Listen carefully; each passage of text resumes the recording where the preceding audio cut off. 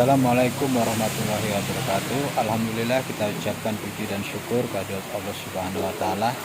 Pada kesempatan kali ini kita masih diberi nikmat sehat, nikmat iman, nikmat ilmu untuk menjalankan aktivitas kita seperti biasa.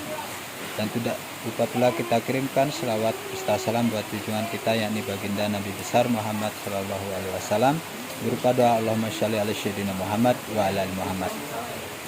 Yang saya hormati Bapak dosen pembimbing dan selanjutnya teman-teman yang berbahagia. Pada kesempatan kali ini saya akan sedikit menjelaskan berkaitan dengan rencana evaluasi pendidikan.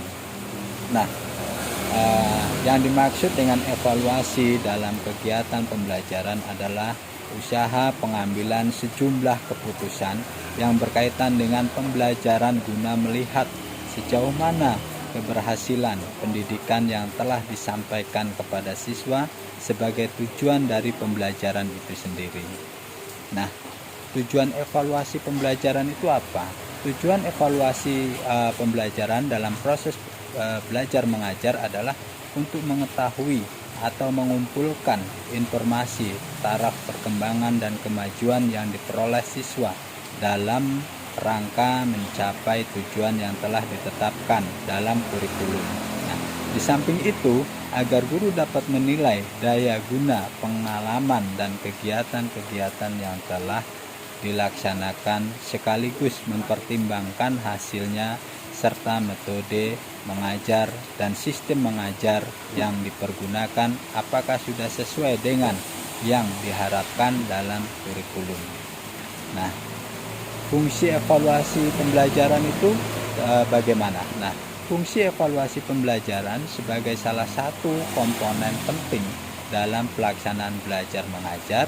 Evaluasi berfungsi sebagai berikut. Yang pertama, untuk mengetahui sejauh mana efektivitas cara belajar dan mengajar yang telah dilakukan benar tepat atau tidak, baik yang berkenaan dengan sikap pendidik, guru, maupun anak didik atau muridnya. Untuk mengetahui hasil presentasi belajar siswa guna menetapkan keputusan apakah bahan pelajaran perlu diulang atau dapat dilanjutkan. Yang ketiga, untuk mengetahui atau mengumpulkan informasi tentang taraf perkembangan dan kemajuan yang diperoleh murid dalam rangka mencapai tujuan yang telah ditetapkan dalam kurikulum pendidikan Islam. Yang keempat, sebagai bahan laporan bagi orang tua murid tentang hasil belajar siswa. Yang kelima, untuk membandingkan hasil pembelajaran yang diperoleh sebelumnya dengan pembelajaran yang dilakukan sesudahnya. Nah, itu. Nah, dan selanjutnya macam-macam evaluasi pembelajaran. Yang pertama, evaluasi formatif. Nah, evaluasi formatif yaitu evaluasi yang dilakukan sesudah diselesaikan satu pokok bahasan. Dengan demikian, evaluasi hasil belajar jangka pendek dalam pelaksanaannya di sekolah. Evaluasi formatif ini merupakan ulangan harian. Yang kedua ada evaluasi sumatif, ya, yaitu evaluasi yang dilakukan sesudah diselesaikannya beberapa pokok bahasan. Dengan demikian, evaluasi sumatif adalah evaluasi hasil belajar jangka panjang, ya. Yang ketiga, evaluasi placement, ya. Jika cukup banyak calon siswa yang diterima di suatu sekolah sehingga diperlukan lebih dari satu kelas, maka untuk pembandingan diperlukan pertimbangan khusus, ya. Apakah anak yang baik akan disatukan di satu kelas ataukah semua kelas? Akan diisi dengan campuran anak baik dengan yang kurang baik, seperti itu. Yang keempat, evaluasi diagnosis, ya. Evaluasi diagnosis ialah suatu evaluasi yang berfungsi untuk mengenal latar belakang kehidupan, ya, psikologi, psikisnya, dan murid yang mengalami kesulitan belajar yang hasilnya dapat digunakan sebagai dasar dalam memecahkan kesulitan-kesulitan tersebut gitu. Nah, selanjutnya teknik perencanaan evaluasi pembelajaran. Yang pertama,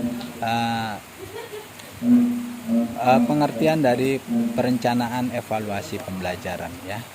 Nah, ada beberapa para ahli itu menurut William H. Newman dalam bukunya ya, bahwa perencanaan adalah menentukan apa yang akan dilakukan ya. Perencanaan mengandung rangkaian-rangkaian putusan yang luas dan penjelasan-penjelasan dari tujuan, penentuan kebijakan, penentuan program, penentuan metode-metode, prosedur tertentu, dan penentuan kegiatan berdasarkan jadwal sehari-hari. Nah, jadi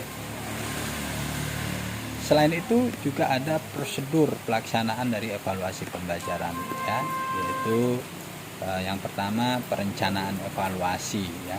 Perencanaan evaluasi ada beberapa hal yang harus diperhatikan seperti tujuan, kisi-kisi, menulis, uji coba dan analisis soal, revisi dan merakit soal ya. Jadi itu beberapa ya yang berkaitan dengan evaluasi pembelajaran. Baik, berkaitan dengan teknik pelaksanaan evaluasi. Pelaksanaan evaluasi artinya bagaimana cara melaksanakan suatu evaluasi sesuai dengan perencanaan evaluasi, baik menggunakan tes ya. Tes itu banyak macamnya, tes tertulis, tes lisan, dan tes perbuatan maupun non-tes. Dalam pelaksanaan tes maupun non-tes tersebut akan berbeda satu dengan yang lainnya. Dalam praktek, pelaksanaan tes hasil belajar dapat diselenggarakan secara tertulis, lisan maupun perbuatan.